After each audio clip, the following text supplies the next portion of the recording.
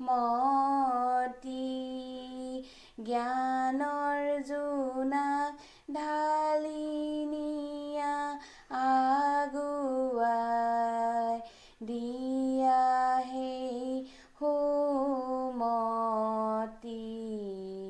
পৰভু কৰো যেন উন্নতি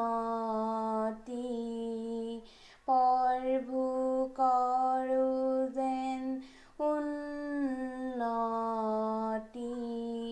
পৰভু কৰো যেন উন্নতি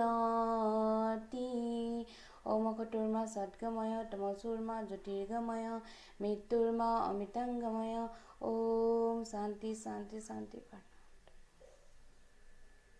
গুড মৰ্ণিং এভৰিৱান। মই কৰুণাই পুনৰ এবাৰ মোৰ ইউটিউব চেনেললৈ আপোনাক সকলোকে স্বাগতম জনাইছোঁ। আজি মঙলবাৰ, কাম কাজখিনি মই সোনকালে কৰি আজৰি হৈ ভগৱানৰ আগত চাকিগছ জ্বলাইছোঁ। আপোনালোক সকলোলৈকে প্ৰাৰ্থনা জনাইছোঁ যাতে সকলো কুশলে থাকে আৰু সকলোৰে মনোকামনা পূৰণ হয়। ভগৱানৰ আগত চাকিখন জ্বলাই মই এতিয়া হৈ গ'ল আৰু এতিয়া ৰাতিপুৱা আহাৰ বনাওঁ বুলি ভাবিছোঁ।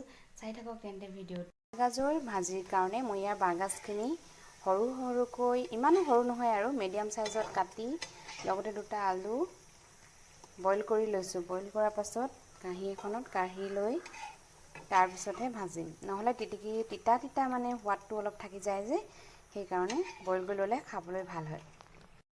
আন এখন কেৰাহী পাতি গৰম হ'লত ইয়াতে মই দি দিছোঁ অকণমান তেল।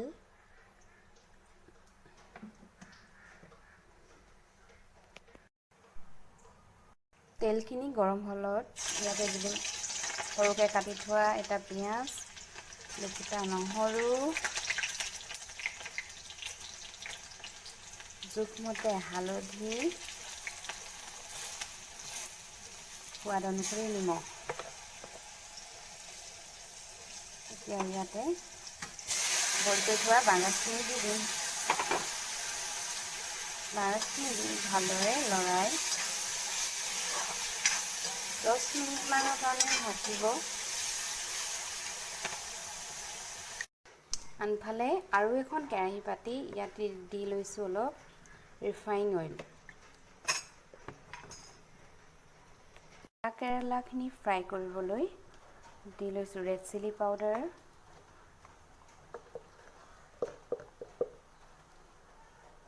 হালধি। তেল গৰম হ'লত ইয়াতে মই দি দিম তিতা কেৰেলা। এনেদৰে তিতা কেৰেলা ফ্ৰাই কৰি মই খাই বহুতেই ভাল পাওঁ।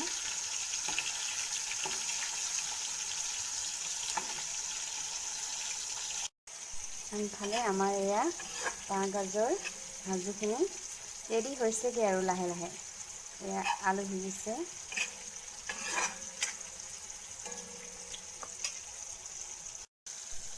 গাজখিনি প্ৰায় সিজিছেগৈ। এতিয়া মই ইয়াতে দি দিম এটা কুৰকুৰি পেকেট।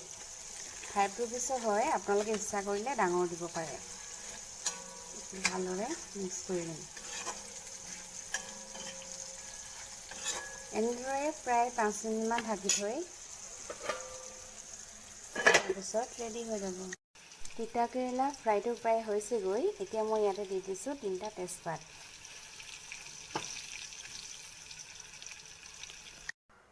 এয়া আমাৰ বাঁহগাজ আৰু কুৰকুৰে ভাজি ৰেডি। এইফালে আমাৰ তিতা কেৰেলা ভাজিখিনিও ৰেডি। আনফালে মই বনাব লৈছোঁ কেঁচা বুটৰ চাটনি। বুটৰ চাটনি সকলোৱে খাইছে, কিন্তু গজালি উলিয়াই খাইছেনে? গজালি উলিয়াই খাই চাবচোন, ইয়াৰ টেষ্টটো বেলেগ হয়। ইফালে মই কেঁচা বুট ইয়াতে দি দিম। বেছি নবনাওঁ কাৰণ আমাৰ ঘৰত মানুহ 3জনহে, আপোনালোকে জোখমতে ল'ব। ইয়াতে 2ডোখৰ আদা, 3 ফুটা নহৰু আৰু সৰু সৰু 3টা জলকীয়া।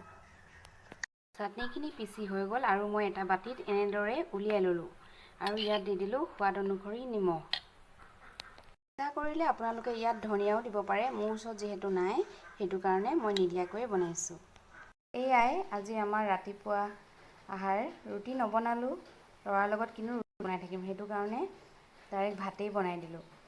বাঁহগাজৰ ভাজি কুৰকুৰিৰ লগত আৰু এইফালে আপোনাৰ বুটৰ চাটনি, আনফালে তিতা কেৰেলা ফ্ৰাই আৰু এইফালে বনাইছিলোঁ দালি, কোমোৰা, আলু। ঠিক আছে, খাই লওঁ তেন্তে। হাই এভৰিৱান, এতিয়া আবেলি 5টাই বাজিলগৈ। ৰাতিপুৱা ভাত পানী খাই আজৰি হৈ মই বজাৰলৈ গ'লোঁ। ঘৰত যিহেতু কিছুমান বস্তু নাছিল, বজাৰ কৰি আনিলোঁ। বজাৰ যাওঁতে ভিডিঅ' কৰা নহ'ল কাৰণ বহুত গৰম। আমাৰতো গাড়ী নাই, স্কুটিতে গৈছোঁ। ঘৰত ল'ৰাও এৰি থৈ গৈছোঁ। ব্লগ সেইটো কাৰণে কৰা নহ'ল।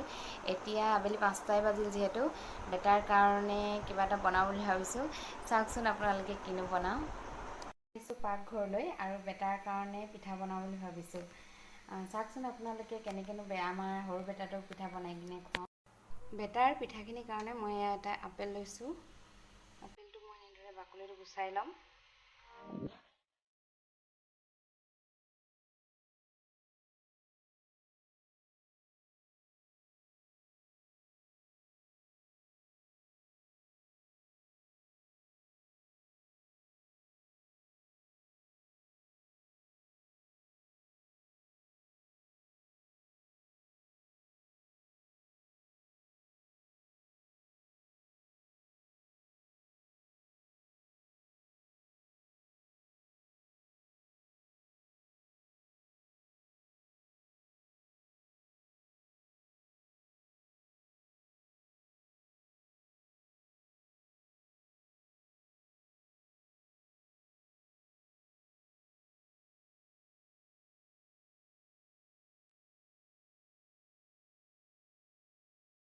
বেটাৰ আহাৰৰ কাৰণে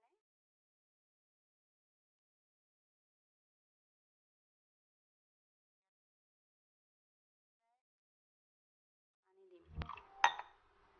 গেছটো জ্বলাই চচপেনটো বহাই ইয়াতে অকণমান বেছি নহয়, অকণমান নিমখ দি দিব আৰু প্ৰায় 5-7 মিনিটৰ কাৰণে উতলিবলৈ দিব। আপেলখিনি 7 মিনিটমান সিজোৱাৰ পিছত ইয়াত দি দিম 2 চামুচ পিঠাৰ গুড়ি। পিঠাৰ গুড়িটো দি ভালকৈ লৰা। পিঠাৰ গুড়িটো অকল পিঠাগুড়ি নহয়, ইয়াত দিয়া আছে আপোনাৰ কাজু, আলমণ্ডছ, মুগ দাল, মগু দাল আৰু চাউল দি কিনে খুন্দি থৈছিলোঁ ৰ'দত শুকুৱাই। মিশ্ৰণখিনি এনেদৰে লৰাই থাকিব, নহ'লে গোটা মাৰি যায় আৰু লৰাই খাবলৈ অলপ কষ্ট পায়। প্ৰায় 6 মাহমানৰ পিছৰ পৰাই এই ৰেচিপিটো আপোনালোকে খুৱাব পাৰে কেঁচুৱাক। এয়া মই লৰাই আছোঁ, প্ৰায় 10 মিনিটমানৰ পাছতহে এইটো ৰেডি হ'ব। গেছটো ল' ফ্লেমত ৰাখি এইখিনি বনাই হোৱাই নাই আৰু এয়া ধুনমাইনা মোৰ ওচৰত পালেহি। দেউতাকে লৈ আছিলে, বহুত আমনি কৰিছে বোলে। ধুন মাইনা এইফালে চোৱা। অ' কি হ'ল? হাই কৈ দিয়া। হেল্ল', ভালনে তোমালোকৰ? কৈ দিয়া, স্মাইল কৈ দিয়া, কৈ দিয়া। কি লাগে তোমাক? কি লাগিব? অ' এইটো পেলাই দিলা। এইটো পালোঁ দেই। এইটো লোৱা। অ' মোকে মাৰিছাচোন। এয়া প্ৰায় 10 মিনিটৰ পাছত ধুন মাইনাৰ পিঠা ৰেডি হৈছেগৈ। ধুন মাইনাটো সদায়ে মোৰ লগত খানা বনাবলৈ পাকঘৰলৈ আহে। চোৱাচোন, যি দিওঁ তাকে মুখলৈ নিয়ে। নাখাবা বেটা, নাখাবা, যি নাখায়। এইফালে চোৱা, নাখায় বেটা, নাখাবা। নাখাবা ধুন মাইনা। ধুন মাইনাটো মামাম খাবা দেই, ঠাণ্ডা হৈ লওক দেই। ধুন মাইনা কি চাইছা? এইফালে চোৱা বেটা, এইফালে। চেক দিয়া, চেক নিদিয়া কেলে? কেনেকৈ খেলিছে? ধুনু হয়। ধুন মাইনাৰ পিঠা ৰেডি হৈ গ'ল। এতিয়া ধুন মাইনাক খুৱাব লৈছোঁ। খুৱাই লওঁ তেন্তে। ধুন মাইনাও ৰেডি হৈ আছে মামাম খাবলৈ। ধুন মাইনা, মামাম খাই লোৱা। কাই ধৰিছে? লোৱা। ঠেলি দিছা যে বেটা। ঠিক আছে, ভিডিঅ'টো চাই থাকক, মই ধুন মাইনাক পিঠা খুৱাই লওঁ। তাক খুৱাই বুৱাই আজৰি কৰিলোঁ আৰু সি এতিয়া শুই গ'ল। ভাবিছোঁ আজিৰ ব্লগটো ইমানতে সামৰোঁ আৰু নহ'লে বেছি দীঘল হৈ গৈ থাকিব। যদি মোৰ ভিডিঅ'বোৰ ভাল লাগিছে লাইক আৰু শ্বেয়াৰ কৰিবলৈ নাপাহৰিব। লগতে মোৰ চেনেলটো যদি এতিয়ালৈকে ছাবস্ক্ৰাইব কৰা নাই তেন্তে প্লিজ ছাবস্ক্ৰাইব কৰিব। Bye bye.